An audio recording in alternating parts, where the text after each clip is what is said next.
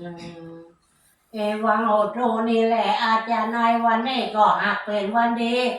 ปีเก่าก็พ้นไปแล้วปีใหม่แก้วไปยาวันก็มาจูจอดหลอดเทิง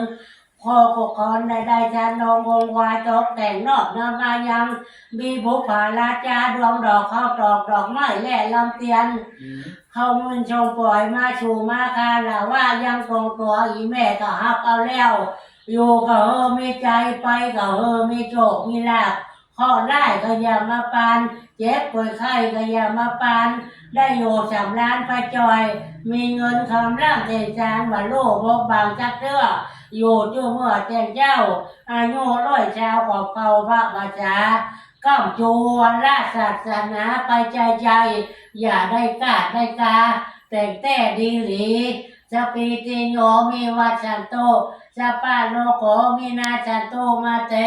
ภาวะตันตันไลโยจุกิจิกาโยโกภาวะอาภิวา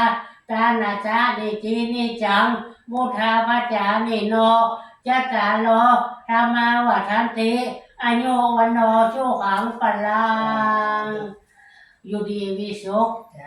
อยู่ดีมีสุขอยู่มันกว่าเยินอยู่ดีอายุมันยืนยาวร้อยชาวพอละนักลงไป100 ชาวอ่ะ